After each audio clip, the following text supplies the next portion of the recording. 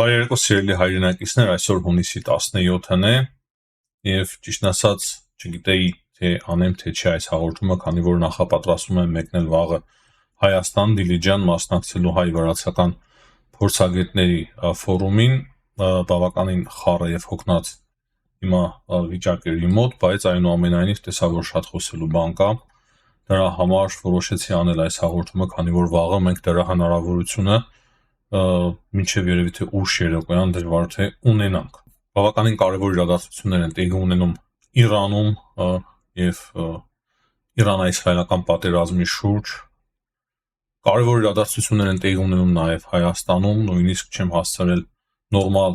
ծանոթանալ թե ինչ է տեղի ունենում Հայաստանում, բայց տեսա որ Սամվել Կարապետյանին են ձերբակալել, տեսա որ Սամվել Կարապետյանը իր աջակցությունն է հայտնել որոշ հոգևորականների կաթողիկոսի եւ դա հստակ այս պահին բավականին բարդացնում է իրավիճակը, քանի որ շատ բարդ իրավիճակի տարածաշրջանում, իսկ հյուսիսից երևի թե նման հրահանգներ կան, քանի որ Մարգարիտա Սիմոնյանը եւս ակտիվացել է։ Անկեղծ ասած չեմ խորացել այս թեմայի մեջ, տեսել եմ շատ կոշտ հայտարարությունները Նիկոլ Փաշինյանի, նրա մամլոք հարտուղարի կոշտ հայտարարությունները, հստակ մեղադրանքներ հյուսիսի հասցեին, ասելով որ այնտեղից այդ ամենը ուղղորդվում, հա, ես միանշանակ ասեմ որ համաձայն եմ, չնայած որ կրկնեմ, չեմ հասցրել ծանոթանալ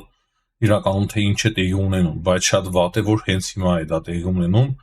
այն ժամանակ երբ որ այսպես բարդ իրավիճակ է մեր տարածաշրջանում եւ դա միանգամայն ավելացնում է մտահոգությունները։ Մենք որպես ազգ, որպես հին քաղաքակրթություն ցավում եմ, որ այս իրավիճակում ենք հայտնվել, բայց պետք է կարողանանք եւ ես համոզված եմ, որ հայկական պետականությունը իր մեջ ուժ կգտնի պաշտպանելու իր ինքնիշխանությունը եւ անկախությունը։ Եվ յուրաքանչյուր մեկը, ով որ կփորձի ոտնձգություն իրականացնել մեր պետության դեմ, անպայման պետք է պատիժ ստանա, ով ուզում է լինի, լինեմ ես, լինի մեկ այլ ուրիշը, կապ չունի, ես կարծում եմ, որ ճիշտը դա է, որ յուրաքանչյուր մեկը օրենքի առջև հավասար կանգնի եւ պետությունը թույլ չտանք, որպեսզի վերածվի գուբերնիայի։ Շատ փող ունենալը դեռ ոչինչ չի նշանակում, կարող է շատ բան են արել հայրենիքի ազգի համար, փառք ու պատիվ իրենց, երբ որ արել են, բայց նույն ժամանակ Հայաստանում պետք է որ օրենքներ գործեն եւ օտար միջամտություն չպետք է տեղի ունենա։ Ամենայն հարկանքով կրկին բոլոր նորմալ հայերի նկատմամբ, ես կրկնեմ, ես ծանոթ չեմ իրականում ամենայն անկեղծությամբ թե ինչ է տեղի ունենում, բայց հայտարարություններից հասկանում եմ եւ դրանից բացի նաեւ ընդհանուր մթնոլորտը հասկանալով, թե որտեղից է գալիս եւ ուր է տանում այս ամենը, մեծ ցավ եմ ապրում, բայց ժամանակ կգտնեմ, կարծում եմ շուտով շատ բան ավելի པարզ կդառնա նաեւ ինձ համար, այսինքն մանրամասները ընդհանուր առմամբ բոլորիս համար կարծում եմ ամեն ինչ շատ པարզ է։ Քանի որ հետևում էի թե ինչ էր տեղի ունենում Իրանի շուրջ, հիմնականում այդ հարցերով էի զբաղված եւ ասեմ որ Իրանի շուրջ իրավիճակը շատ խառն է, տարբեր տեղեկություններ կան, որոնք որ նաեւ հաստատման կարիք ունեն, օրինակի համար նոր տեղեկություն կար, որ Իրանի նախկին նախագահ Մահմուդ Ահմադինեջադին գտել են սպանված Թեհրանի փողոցներում, ահա որ լուր է։ Ես անկեղծ ասած որպես մարդ մեծ ցավ եմ ապրում, երբ որ տեսնում եմ, որ ոչ մի սահման այլևս կարմիր գիծ գոյություն չունի եւ կարող են հարվածել արտգործնախարարությանը, դիվանագետների, տարբեր նախագահ ներկա եւ նախկին նախագահների, դա իրոք ցավալի է եւ քաղաքակիրթ աշխարհը պետք է փոխվի։ Քաղաքակիրթ աշխարհը այսօր լռում է կամ սկսել է աջակցել անհասկանալի ձևով ինքն էլ չգիտի ում։ Ես էլ կողմ չեմ, որ Իրանը ունենա ատոմային զենք, միանշանակ կողմ չեմ, որ որևիցե երկիր սպառնալիք ունենա գոյաբանական, բայց նույն ժամանակ կան նորմեր, մարդկային նորմեր եւ մենք ապրում ենք 21-րդ դարում, որպես մարդ տեսակ, երբ որ տեսնում ենք, որ նման ինչ-որ բաներ են տեղի ունենում, մենք ուղղակի չենք կարող ընդունել եւ ով որ դա անի, տարբերություն չունի։ Դա արվում է իրանական կողմից, Իսրայելի կողմից, լինեն դրանք թուրքերը կամ մեկ այլ ուրիշներ, երբ որ նույն բանը անում էին թուրքերը մեր ժողովրդի նկատմամբ, մենք ամբողջ աշխարհով բղավում էինք այդ մասին, խոսում էինք ցեղասպանության մասին, եւ մենք պետք է ամենտեղ խոսենք արդարության մասին։ Ճիշտ է, մեր հնարավորությունները սահմանափակ են, բայց իրոք ցավալի է։ Թրամփը սկսել է բաց քննարկել, թե ինչպես կարող են ոչնչացնել Այաթոլլահ Խամենեիին, ասում է, որ նրա տեղը գիտեն, բայց այս պահի դրությամբ այդ որոշումը չեն ուզում ընդունել։ Հələ նախ ասեմ, որ Իսրայելից զգուշացրել են, պաշտպանության նախարարն է զգուշացրել, Բենյամին Նետանյահուն է զգուշացրել Իրանի հոգևոր առաջնորդին, ասելով, որ Խոմեյնին կարող է կիսել Սադամ Հուսեյնի ճակատագիրը, եւ ահա արդեն նույն բանը փաստացի նման, այսինքն հայտարարություն է անում նաեւ Դոնալդ Թրամփը։ Ու Թրամփը ասում է, որ մենք հստակ գիտենք, թե որտեղ է թաքնվում Իրանի հոգևոր առաջնորդը։ Նա հեշտ թիրախ է, բայց դեռ չենք պատրաստվում վերացնել նրան։ Չենք ուզում, որ հրթիռները թռչեն քաղաքացիական անձանց կամ ամերիկացի զինվորների վրա, բայց մեր համբերությունը սպառվում է։ Հետո նա գրել է, որ անհապաղ կապիտուլյացիա։ Մեկ այլ գրությամբ նա գրել էր, որ մենք այժմ լիակատար վերահսկողություն ունենք Իրանի երկնքի նկատմամբ։ Այսինքն Թրամփը քոքվել է եւ արագ սկսում է գրել, ահա այսպիսի բաներ։ Իրանը ուներ հսկողության լավ համակարգեր, սարքավորումներ եւ մեծ քանակությամբ, բայց դրանք ոչնչացվել են։ Համեմատած Ամերիկայում նախագծված եւ արտադրված սարքավորումների հետ, ուզում եմ ասել, որ նրանք ոչինչ են դրա համար, իրենց հաջողվել է ոչնչացնել, այսինքն Իսրայել, Ամերիկայի Միացյալ Նահանգները արդեն Թրամփը իր գրառումների մեջ ամեն ինչ նույնացրել է։ Իրականում այդպես էլ կա, այս այդ մասին խոսում էի քանի օր է, սիրելի հայրենակիցներ։ Ինձ անհանգստացնում է ուղղակի այն, որ իրավիճակը ժամ առ ժամ բարդանում է եւ այնինչ Հայաստանից են ստացվում այդ տեղեկությունները բավականին մտահոգիչ է։ Ինչու հենց հիմա, ինչու այս պահին, եւ կարծում եմ պատասխանները շատ պարզ են։ Հայտարարությամբ հանդես եկել նաեւ կանցլեր Մերցը, Գերմանիայի կանցլեր Մերցը, նա ասում է, որ մեր բոլորի փոխարեն Իսրայելն է իրականացնում այդ կեղտոտ գործը Իրանի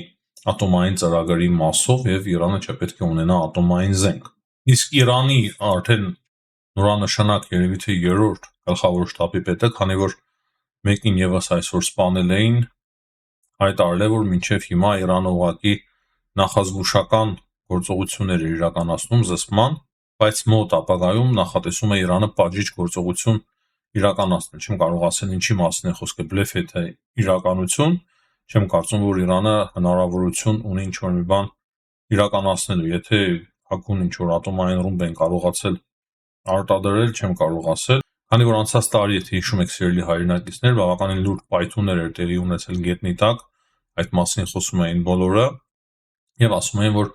Իրանը ատոմային զենք է փորձարկում գետնի տակ։ Ես մեկ-մեկ նաեւ կասկածներ ունեմ, որ Իրանը արդեն ունի ատոմային զենք։ Բայց հետաքրքիրը գիտեք ինչն է, սիրելի հայրենակիցներ, ես ուղղակի այստեղ իմ համակարգչի բլոկնոտի մեջ հավաքել եմ այն ամենը, ինչ պետք է խոսեի, դրա համար մեկ ԱՄՆ-ից եմ խոսում, մեկ Իսրայելից, մեկ Իրանից, ուղղակի ժամանակ չեղավ, որ ամեն ինչ դասավորեի եւ հիմա նայում եմ եւ տեսնում եմ, որ Ամերիկայի Միացյալ Նահանգներից սենատոր Բերնի Սանդերսը հստակ ասում է, որ այս ամենի մեջ մեղավոր է Իսրայելը, Իսրայելն է հարձակվել Իրանի վրա, բայց հստակ տեղեկություններ ենք մենք ստանում Ամերիկայի Միացյալ Նահանգներից տարբեր տեղերից, որ Դոնալդ Թրամփը արդեն շատ լուրջ ձևով քննարկվում է ռազմական գործողություններին միանալու հարցը, քննարկում է այդ հարցը։ Եվ ես դրա մասին զգուշացնում էի։ Եվ նախորդ հաղորդման ընթացքում, այսինքն ավելի ճիշտ Արտյոմ Չեռնոմորյանի հետ քննարկման ընթացքում ես ասել էի, որ Իրանին այսօր հաջողվել էր Իսրայելում Մոսադի շենքը խոցել։ Այդ կադրերը եւս կային, չնայած որ Իսրայելը չէր հաստատում, բայց կադրերը կային եւ մարդիկ նկարահանել էին եւ հստակ ասում էին, որ ահա Մոսադի շենքին է հարվածել Իրանը։ Եվ անդրադառնանք նաեւ Հայաստանին, այսօր Ալեն Սիմոնյանը փաստացի հաստատել է, որ Էրդողանի հրավերով Հայաստանի Հանրապետության վարչապետ Նիկոլ Փաշինյանը մեկնելու է Թուրքիա եւ հանդիպում է ունենալու Ռեջեփ Թայիպ Էրդողանի հետ։ Չեմ ուզում ընկնել առաջ եւ գնահատականներ տալ եւ ենթադրել, թե ինչ հարցեր են քննարկվելու, նաեւ տարածաշրջանում տեղի ունեցողը եւս միանշանակ կարող է ազդել այդ հանդիպման եւ քննարկումների վրա։ Հուսանք Հայաստանից չեն պահանջելու ինչ-որ զիջումներ, այնպիսի զիջումներ, որոնց որ մենք պատրաստ չենք գնալու, ավելի լավատես լինենք, հույս ունենք, որ հիմնական հարցը քննարկման հայ-թուրքական հարաբերություններն են, թե ինչպես կկարգավորվեն այդ հարաբերությունները Հայաստանի եւ Թուրքիայի միջեւ եւ Թուրքիան արդյոք կարող է ազդեցություն ունենալ Ադրբեջանի վրա, որպեսզի խաղաղության պայմանագիրը կնքվի, այսինքն հուսանք, որ արևմտյան ճնշումների ներքո Եվրամիության եւ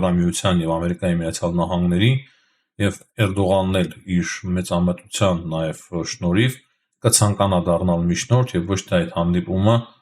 կվերածեն կոնկրետ պահանջների Հայաստանին, օրինակի համար նույն Սյունիքի միջանցքի մասով։ Չեմ ուզում առաջ ընկնել եւ չեմ ուզում որևիցե ենթադրություն անել, քանի որ հավելյալ տեղեկություններ չունեմ այդ առումով։ Ալեն Սիմոնյանը նաեւ հայտարարել է, որ այս բայդրությամբ պատերազմի հավանականությունը Ադրբեջանի եւ Հայաստանի միջեւ գնահատվում է մինիմալ եւ կառավարությունը աշխատում է, որպեսզի չեզոքացնի այդ նույնիսկ մինիմալ վտանգները։ Կարևոր է նշել, որ Հայաստանի արտգործնախարարի եւ Իրանի արտգործնախարարի միջեւ հեռախոսազրույց է տեղի ունեցել եւ պայմանավորվածություն է ձեռք բերվել, որ Հնդկաստանի քաղաքացիները Հայաստանի միջոցով են էվակուացիայի ենթարկվելու, այս բայդրությամբ արդեն 110 Հնդկաստանի քաղաքացի տեղափոխվել է Հայաստան։ Դա եւս շատ կարևոր լուր է։ Այսօր Մավլո Ասուրիս էր հարաբերել նաեւ Իրանի դեսպանը Հայաստանում, շատ ցուր հայտարարություններ են արել Իսրայելի եւ Ամերիկայի Միացյալ Նահանգների հասցեին եւ նույն ժամանակ շատ խորը շնորհակալություն է հայտնել Հայաստանի կառավարությանը եւ Հայաստանի ժողովրդին աջակցության համար։ Եվ ահա հենց նոր տեղեկություն ենք ստանում, որ Մեծ Բրիտանիան իր զորքերն է ամրապնդում Մերձավոր Արևելքում, այսինքն Մեծ Բրիտանիան եւս պատրաստվում է հնարավոր հարձակման եւ ռազմական գործողություններին մասնակցելու ընդդեմ Իրանի։ Եվ նաեւ նոր տեղեկություններ ենք ստանում, որ Ամերիկայի Միացյալ Նահանգները հավելյալ ինքնաթիռներ են ուղարկում Մերձավոր Արևելք եւ F-35, F-22 եւ F-16։ Դրանից բացի տեղեկություններ կան, որ Թեհրանում շատ լուրջ պայթուններ են հիմա տեղի ունենում, բավականին լուրջ հրդեհներ են եւ դա տեղի ունենում իսրայելական նոր հարձակումից հետո։ Հիմնականում այսքանը սիրելի հայրենակիցներ, մեծ հաշվով կարծում եմ վերլուծելու ոչինչ չկա, մեր բոլոր նախորդ վերլուծությունները մնում են ակտուալ։ Իմ համոզմամբ Ամերիկայի Միացյալ Նահանգները հիմա կներգրավեն այդ պատերազմական գործողությունների մեջ, իրենց ծանր ռմբակոծիչներով կհարվածեն իրանական ատոմային օբյեկտներին, հատկապես Ֆորդոյի ատոմային օբյեկտին, որը որ գտնվում է ժայռի տակ, եւ ես նաեւ չեմ բացառում, որ հրաման է տալու Իսրայելը, որպեսզի չեզոքացնեն Իրանի հոգևոր առաջնորդ Այաթոլլահ Խոմեյնիին։ Հիմա նաեւ շատ կարեւոր է, որ Հայաստանում հասկանան տեղի ունեցածի ամբողջ լրջությունը, բոլոր սադրանքները դադարեցվեն, ամեն ինչ Հայաստանի Հանրապետությունը լուրջ վերահսկողության ներքո վերցնի, չգիտեմ որքանով անհրաժեշտ է արտակարգ դրություն հայտարարել Հայաստանում կամ ինչ-որ նման մի բան, բայց իրավիճակը չափազանց լուրջ է, մենք չպետք է թույլ տանք որևիցե ուժի, որպեսզի ներսից կարողանա պայթեցնել Հայաստանը այս ամենավտանգավոր պահին։ Հասկանում ենք, որ Ռուսաստանի Դաշնության շահերից չի բխում այն, ինչ տեղի ունենում հիմա Իրանի հետ, չի ասի, որ Հայաստանի շահերից էլ է բխում, բայց կարող է իրավիճակը այնպես դառնա, որ վերջին հաշվով դա բխի Հայաստանի շահերից։ Դրա համար հիմա այս բարդ իրավիճակից օգտվելով հատուկ ուժեր, գործակալական ուժեր